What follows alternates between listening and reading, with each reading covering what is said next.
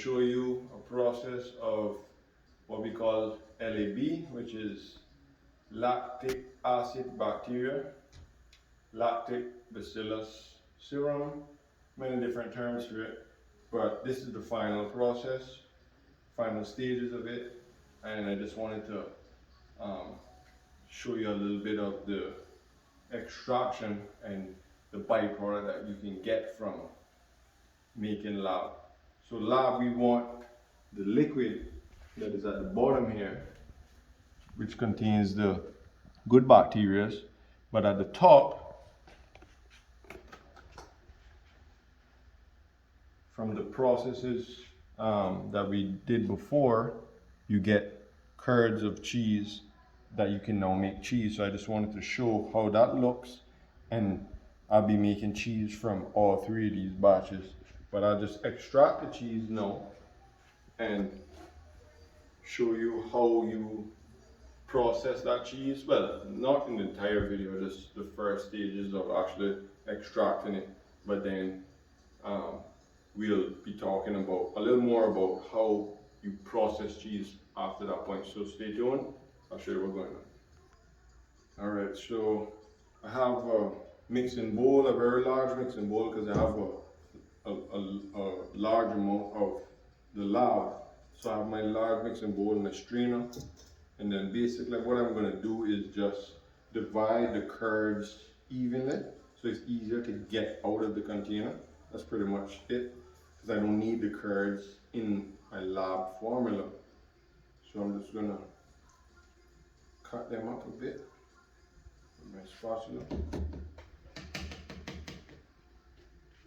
Reuse my cloth here.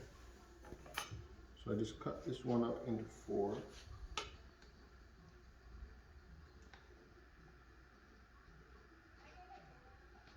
Full, nice cheese curd. And I'm going to put that in the strainer so you can drain off.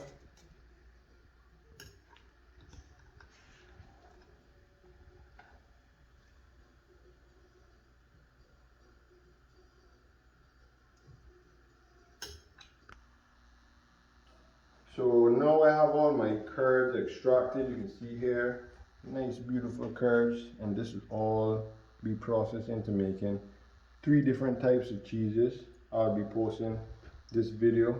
I actually posted earlier talking about creating 3 different types of cheeses, or cheese, but however you say, don't really matter, and flavoring them so it can be from the very basic to something out of the ordinary. We're going to try to make 3 different types of cheese, and the first 3 comments we're going to be making that cheese, and you get a first sample of locally made cheese.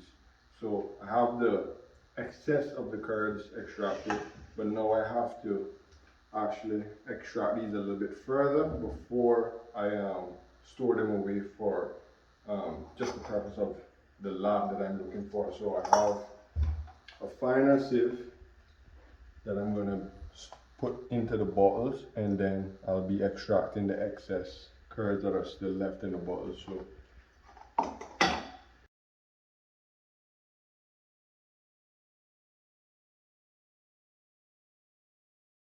just to show you how pretty much simple the process is.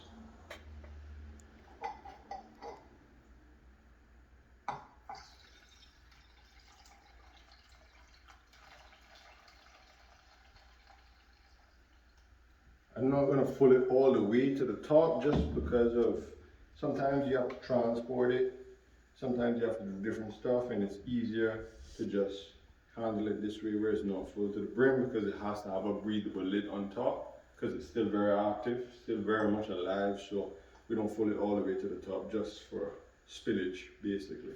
So we're going to fill all these jars, have a little bit more left, and then we'll get back to it. Alright, so I got all the lard extracted, the excess cheese curds. I'm probably going to extract these, well not probably, I'm going to extract these another time, just because there's a little bit of sediment left from the curds inside of each one. So I'm going to extract these one more time before I store them away. But so simple as basically just draining off the liquid and storing the liquid separate from the cheese, so, or the curds. So I'm just going to run these through one more extraction period, and then I'm going to put these away. These are all refrigeratable. The shelf stable version of this would basically be, if I had half this amount of lab, I would add another half worth of brown sugar to make it shelf stable. The refrigerated version is up to 6 months or so refrigeratable, and then the shelf stable with the added brown sugar is up to a year worth of lifespan. So I'm just gonna have this batch solely for refrigeratable purposes. So I'm gonna run this through one more extraction, and then look forward to the comments for ideas on the flavors for the cheese curd, and I'll get back to you. Actually, my next video will be on the next stage of OHN, so stay tuned for that and all the other happenings at Charlie's Greenhouse.